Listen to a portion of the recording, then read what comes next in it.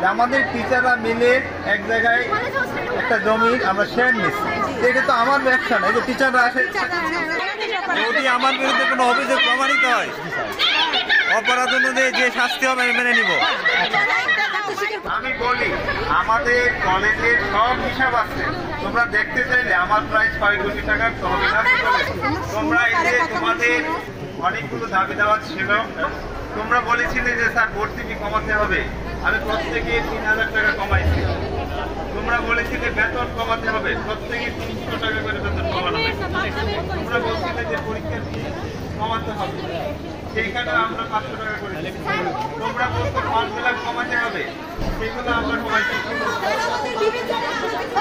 তোমরা বলছো অফিস খারাপ ব্যবহার করে, যিনি খারাপ ব্যবহার করে আমি তাকে সাথে সাথে তার দপ্তর থেকে আমি চেঞ্জ করে দিয়েছি। তোমাদের আরো কিছু দাবি ছিল। আমরা কিন্তু আমরা ব্যবসার জন্য না, আমাদের টিচাররা অল্প অল্প করে টাকা জমা দিয়ে সঞ্চয় দিয়ে একটা শেয়ার কিনছে অনেকে। এইটা তো ব্যবসা না বাবা, ঠিক আছে? এটা তো ব্যবসা না। আমার তোমাদের টিচাররা এখানে কি মাথা গোঁজা খাই দরকার নাই, তোমাদের টিচাররাই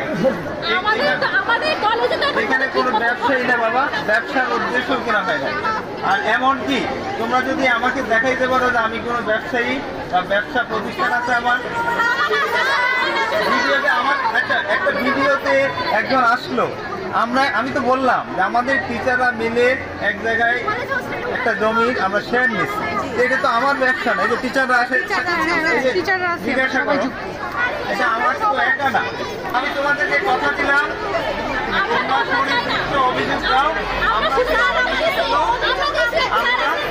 তদন্ত করবো। অবশ্যই নিরপেক্ষভাবে যাতে তদন্ত হয়।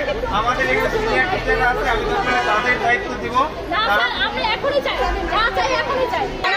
যদি আমার বিরুদ্ধে কোনো অভিযোগ প্রমাণিত হয়, অপরাধ অনুযায়ী যে শাস্তি হবে আমি মেনে নিব।